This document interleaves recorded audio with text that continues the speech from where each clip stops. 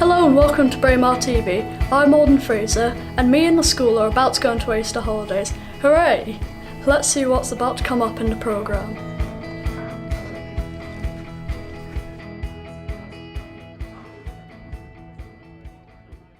But first, water. We get lots of it in Braemar, but it's really helping the community.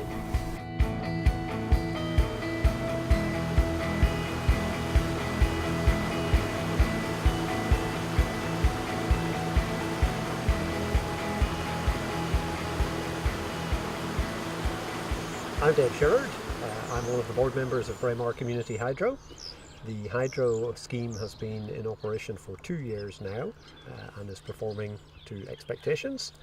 In September at the AGM, the members approved the first transfer of money to the community fund, and as most folk will know, the community fund is really the primary purpose of the hydro, to generate funds to be used in and around Braemar.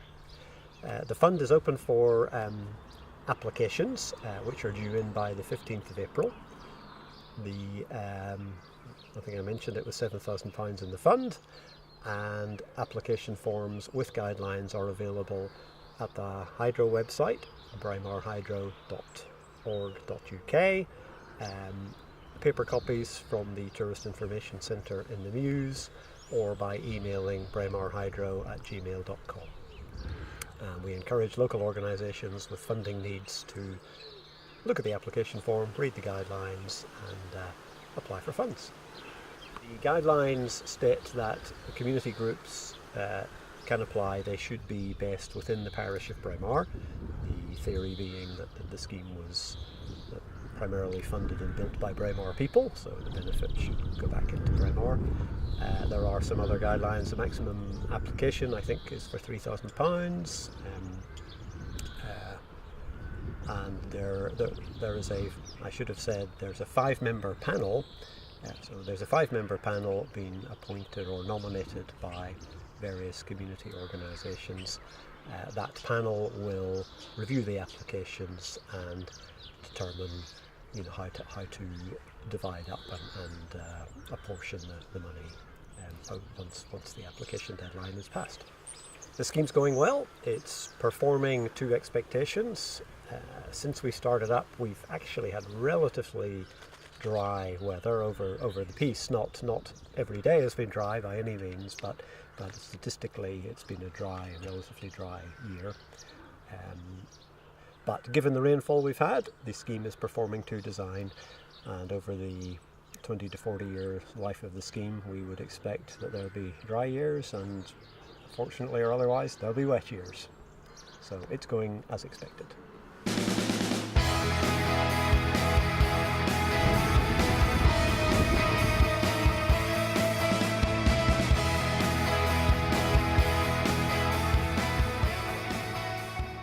I'm Enid Blakey. I am Joint Manager of Braemar Guide Shieling and at the present moment Chairwoman of the Planning Group for the Regeneration of the Shieling. This weekend is an opportunity for the community of Braemar to come and see the plans for the rebuild of the beloved Shieling.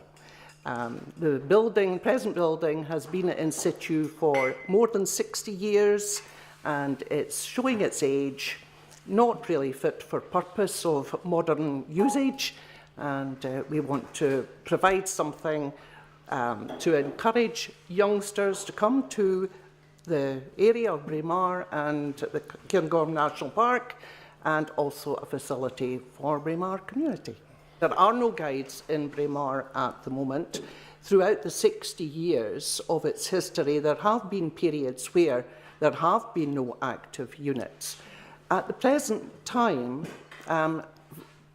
volunteers generally are thin on the ground, and for a community the size of Braemar, the number of volunteers it could provide to run guiding and scouting become a challenge.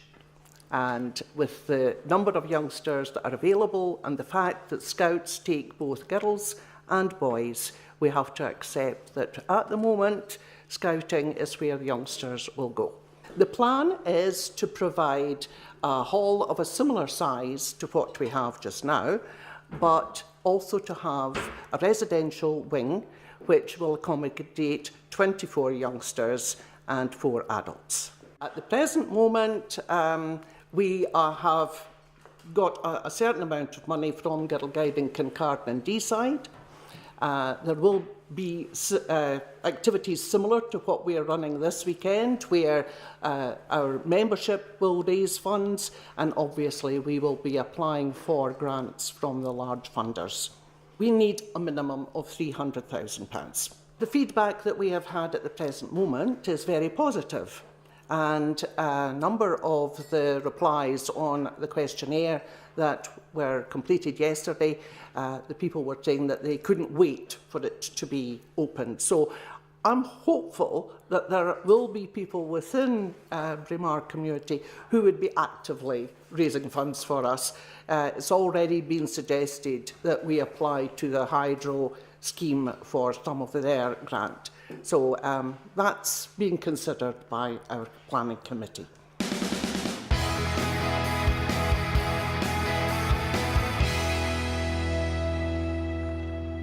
Welcome to St Margaret's. We've opened the building to the public today and we're inviting people to come and enjoy the fantastic views from the top of the tower. This is probably the highest building in the village, so it's the highest point in any building that you can climb to and get a view all around the building and all around the village. The weather's not best today. Normally you can see well up into the Cairngorms. I think visibility is probably a little restricted, but you can see right across the main buildings in the village. So we've had quite a number of people here today. We're really delighted by the numbers who have come through and all seem to have enjoyed themselves and are going away now having a different perspective and a different view of the village. It was wonderful. It was really worth it, and I didn't expect to see as much as I saw. It's much higher than I thought it would be. Fantastic views of the village, really, really good views. You could see everything, and the little map was a big help. Yeah. Locating everything. I did find it a little bit difficult at first just to get my bearings, but yeah, it's absolutely fantastic to see everything from that height. Oh, very surprised, yes, a nice welcome. Didn't realise there was a tower to actually climb and be at the top of and get that fantastic view. Brilliant view, and a bit of history of where the different landmarks were, which as a visitor to a small town like this, you wouldn't realise the history. So much history surrounded in a small town like this, so it was really good. It was very good. Yeah. Excellent. Never been up there before. It showed a new perspective on Braemar. Nice views despite it not being a good day. Mm-hmm. Some hills that we didn't know the name of, or at least one that we didn't know the name of anyway, so that was very interesting. And, different views that you don't normally see, so it was really good. I thought it was absolutely fantastic. I have to say that I've been coming to Braemar since I was born. I'm now 57, so it's the first time I've seen it from that angle. It's great, and this is an amazing building. I just hope they managed to reach the target to get it saved. It's fantastic. Since it's been so successful today and so many people have come despite the poor weather conditions, we're really encouraged to do this more frequently, and hopefully throughout the summer we'll be able to advertise days when again the tower will be open and we'll be able to give people guided tours to the top of the building. One of the interesting things is that we've had quite a number of local people here today, some of whom have never been to the top of the tower before, so it's a new experience for local people as well as for visitors to the village.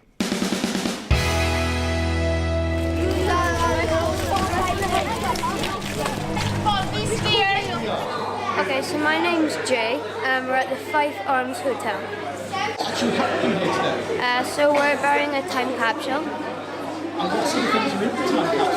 So there's a map of the village, there's a play, there's some money, some sweet wrappers, and there's a school photo, and a logbook. So what's the things from today?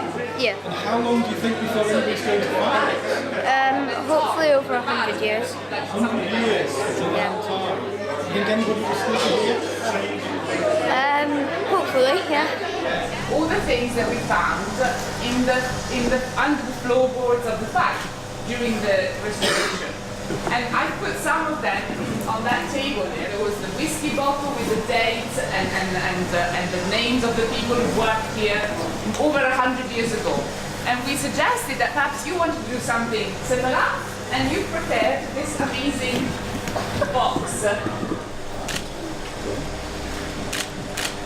And hopefully it will be found in another 100 years. So Tom, he's making all this building new for you. So what we thought, this is going to be the bar, this is going to be the pub, where your mums and dads to begin with, and then you'll probably come and have a drink and maybe some dinner on a Friday night. And we thought it'd be quite a nice place because it's the hub, it's the centre of the community. In any village, the pub is very important. And right here is where the bar is going to be. So on the side here where Antoine is, that's where the people are going to serve the drinks and serve the food. So we thought it'd be a good place to put it under the floor here, in the heart of the hotel, in the heart of the pub. And it'll stay there, as Federica says, for 100 years, 200 years, who knows? We'll wait and see. So you remember to tell your grandchildren where you put it. Why don't we have Ed and maybe... So, I'll explain to you what you do.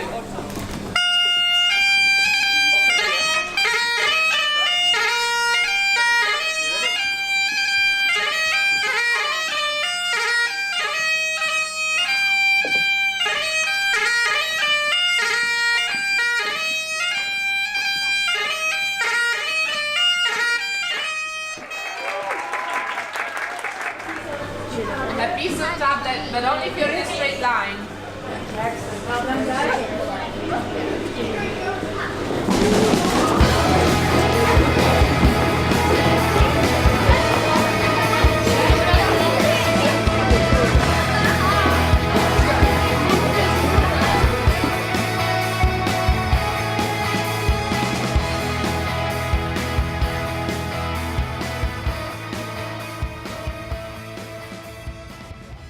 Hi there, how are you? My name is Chris O'Neill. I'm the organiser of the Cannonballs Run. We were invited in the NE250 by Guy McPherson Grant, who owns and runs Barndalla Castle, who also runs the NE250. And invited us along as the first organised car group to do the NE250. So we're doing it for charity. We're doing it for the Scottish Charity Air Ambulance, and we're doing it for the Marfan Association, which is a condition that my brother's got. My brother's my hero, so I raise as much money for that small charity as we can as well. And also the RAF Benevolent Fund, who approached us and asked if we'd help them out as well. So it's great that we can bring the cars to the area, bring local to enjoy the cars, and also give great money to charity. The castle's absolutely beautiful. It's just absolutely stunning, incredible. It's just amazing that we can fit all the cars up beside the castle as well. It's stunning, absolutely beautiful setting, lovely. Just shows Scotland off at its best.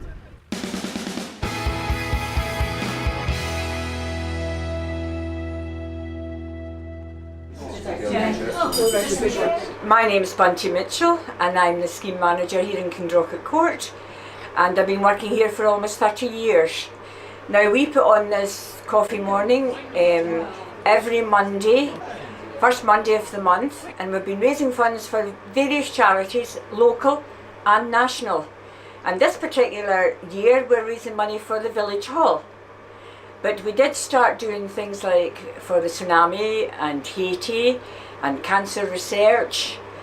We're very well attended, and we would like to mention that the cooperative and also Gordon's Restaurant have been very supportive in everything we do. And of course the ladies that are here and the tenants just love the locals coming in, and it's company for them once a week. How long has it been going? 10 years, for 10 years. And it runs through the winter? We did run it through the winter, but we found it was maybe just too much to expect people to come every week. So now we're doing it right through the year, the first Monday of the month. I'd imagine you've raised quite a lot of money then. We've raised over £10,000, which is very good. Mostly from the community, but we get people coming up from Aboyne and Ballater, and we get the local walking group coming in and having a coffee with us as well. So we're well supported. Hello, my name is Mary. and I am helping to wash up, and I am a resident of Kingdrocket Court. I'm Patricia Fraser, and I live at Crampy, and I sometimes do relief duty.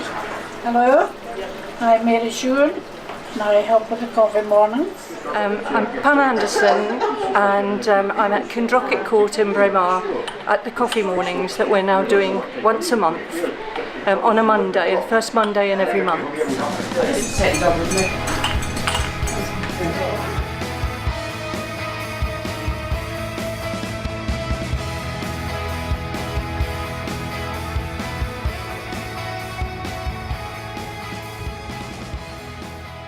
For this exhibition, we've gathered together weapons, guns, swords, attage, and various other items that we have within the castle's collection. The story that goes with these items is the story of the castle, how it became a garrison, the soldiers who were stationed here. So there are little sort of human stories that go with the history that we're trying to tell. The castle was burned in 1689, and it lay really very much as a ruin until plans for trying to quell the Jacobites. So in 1748 the plans were made to rebuild the castle as a garrison, and then in 1750 the soldiers were stationed here, and it was part of enforcing the Hanoverian rule at that time. As well as that, there was legislation that was passed in order to enforce and crush the rebellious Scots. So we had 2 disarming acts and we had the Act of Prescription. All of these things are detailed on the board. So it's a story about the castle, the military history, and then the history of the Farquharson family. So we have Piccadilly gems, Crimean medals, and we have the citation for Captain Orwin Farquharson when he won the Military Cross in the Second World War. So that's the story we're telling, and I hope that many of you will come and have a look at the lovely items we have here at the castle on show.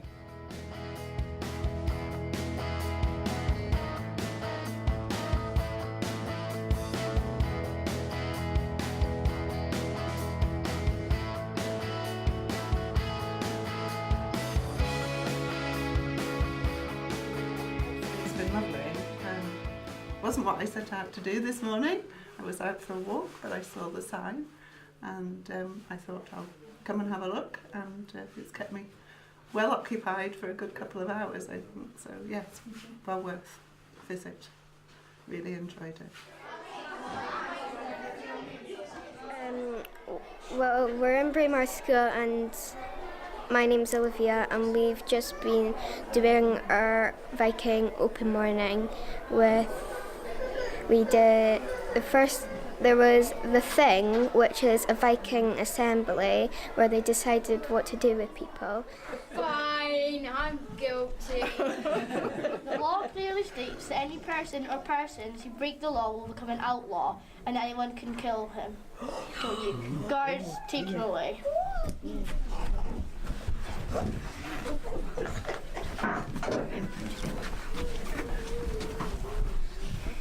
And there was storytelling about Viking sagas, and there was a market stall. In the hall there was a big Viking village, and there was crafts and the horn table, and there was also a market stall. I was working at the market stall, and there was 2 kinds of juices. One was goblin snot, and that was green.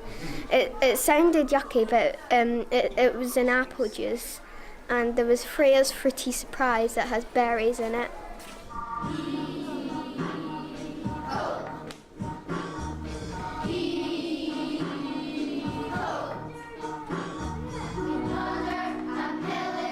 All year round, we bury our deaths in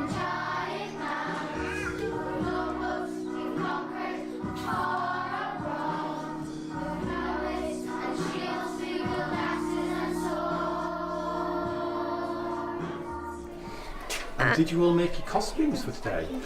Well, I bought my helmet and I made this Jacobite sword, and we had to dress up as Vikings for the open morning to make that Viking-y feel.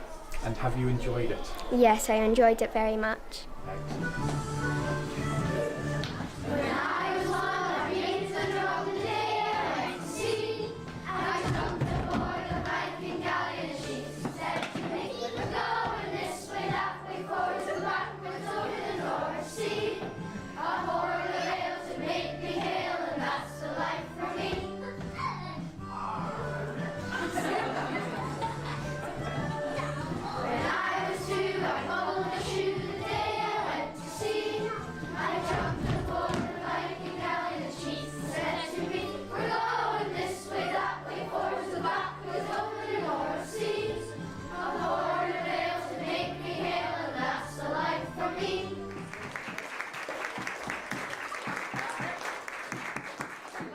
Well, I hope you've enjoyed the programme. Do get in touch if you want to let us know about anything. But for this month, it's goodbye!